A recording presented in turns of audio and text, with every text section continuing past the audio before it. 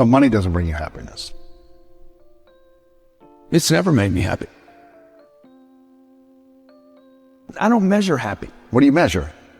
I measure accomplishments. I measure targets. I measure, who I'm helping, things that I can actually physically measure. The reality is most of us don't dream big.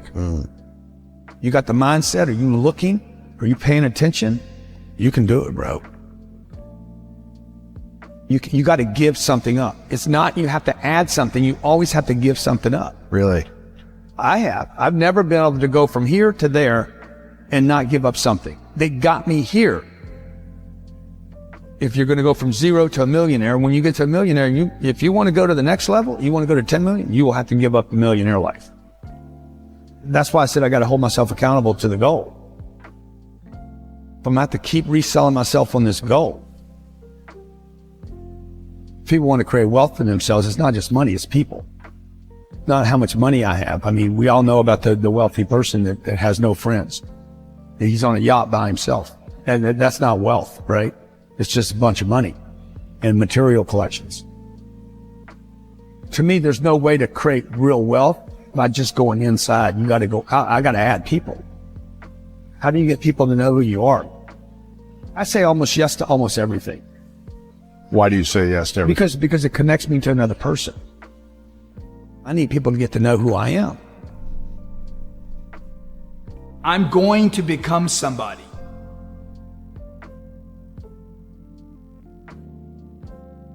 I want to contribute more.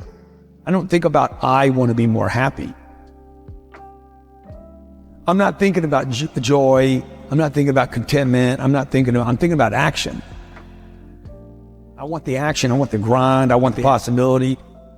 I want legacy. I'm trying to figure out how to extend 100 years. How could Grant Cardone still be relevant in 21, 23? Do I want more happiness? Dude, I want more time is what I want. And I want more health. Would time and health bring you more happiness? As long as I have people around me that I want to be around.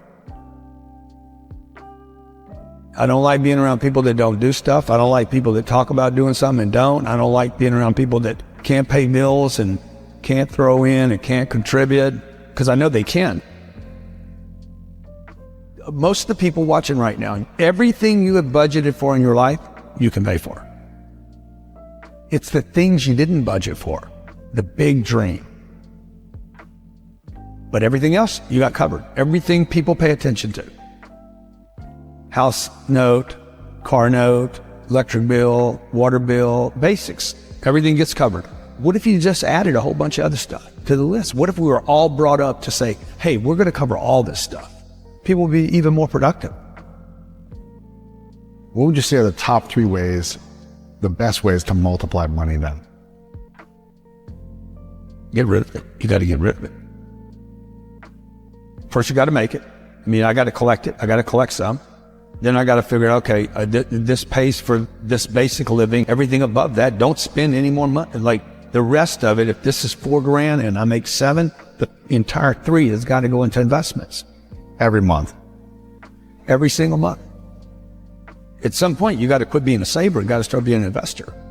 This is what we should have been taught in school, man. This is what we should have been taught as kids. Like, how do I do money? You do it with time. Okay, you don't do it with a job.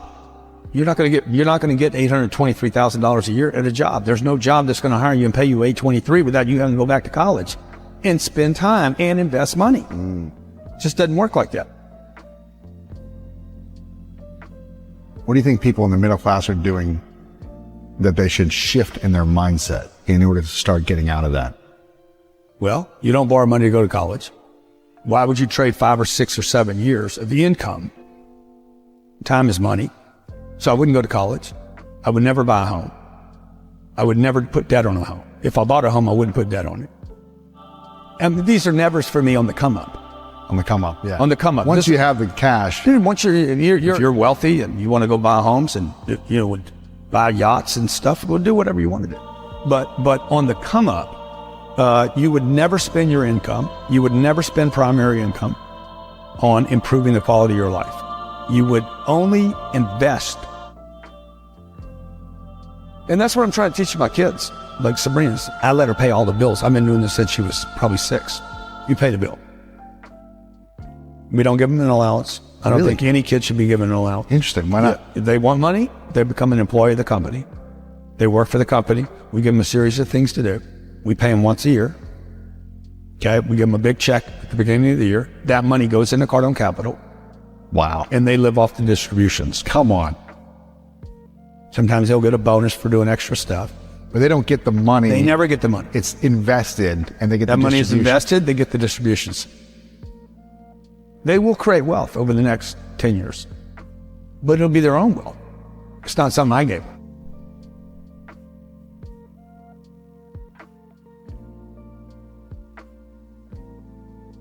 Well, if you could only teach your kids 3 lessons about money, Yeah. what would those lessons be?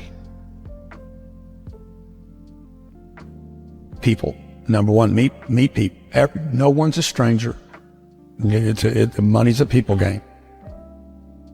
2, once you get it, don't lose it. And number 3, invest in things where you can never lose your capital.